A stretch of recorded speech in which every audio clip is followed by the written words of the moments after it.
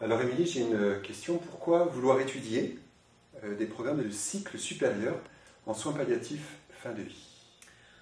Donc, les étudiants s'inscrivent dans nos programmes pour la nouveauté que les programmes offrent, particulièrement dans le contexte dans lequel on vit en ce moment, où on a besoin davantage d'en savoir plus sur les soins palliatifs à la fin de vie, en savoir plus aussi pour mieux s'outiller, pour mieux travailler, pour avoir une assurance.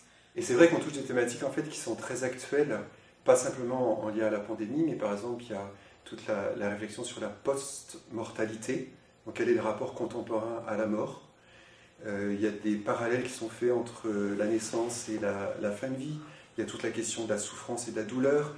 En fait, c'est des thématiques qui sont transversales et que Madame Allard et moi sommes heureux d'enseigner. Et en fait, dans ce cas-là, ça s'adresse à quel type d'étudiantes et étudiants? Nos étudiants viennent de partout dans le monde, en fait. On a aussi des étudiants de toutes les disciplines, donc médecine, sciences infirmières, théologie, travail social. Donc cette interdisciplinarité-là nous nourrit beaucoup dans les programmes et sont à la base de ce que les programmes en soins palliatifs de fin de vie veulent être.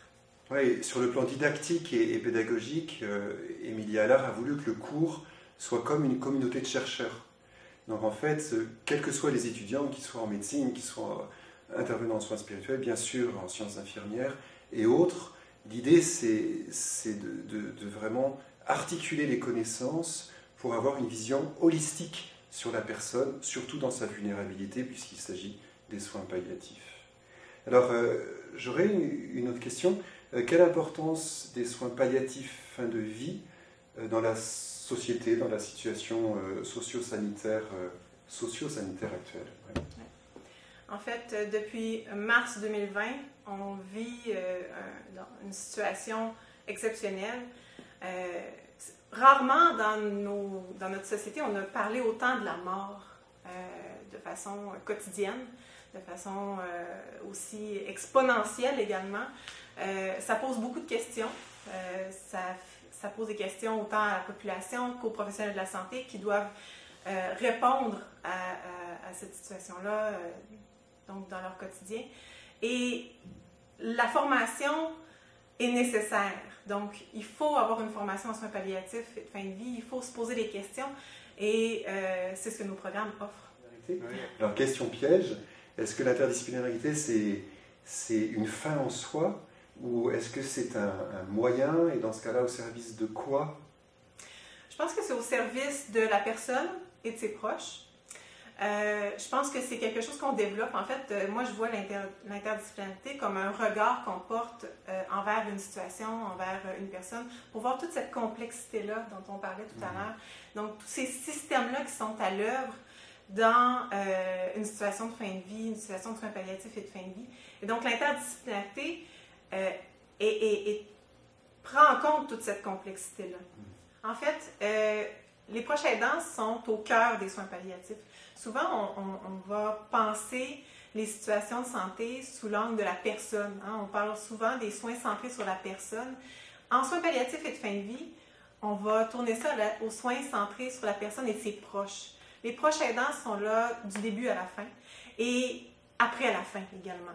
Donc, tout cet aspect de deuil fait partie des soins palliatifs et de fin de vie. Et l'accompagnement des proches aidants est nécessaire. En fait, le microprogramme de soins palliatifs et de fin de vie, c'est un microprogramme de deuxième cycle qui comporte 15 crédits. Donc, 9 crédits de cours obligatoires et 6 crédits de cours à option. Les cours à option qui peuvent se prendre dans toutes les disciplines de l'Université de Montréal, donc des disciplines variées, sciences infirmières, médecine, pharmacie.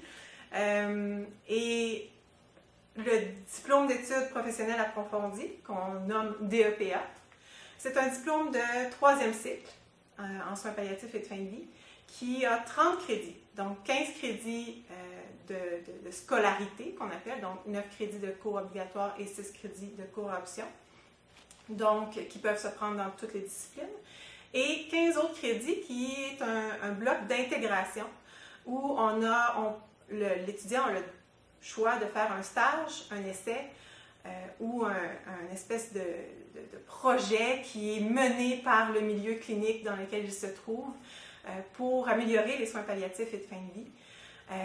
Et en plus de ce projet-là, il y a un séminaire, il y a un cours de méthode qui vient clore le tout. Le diplôme d'études professionnelles approfondies vise en fait à développer les capacités de leadership des étudiants.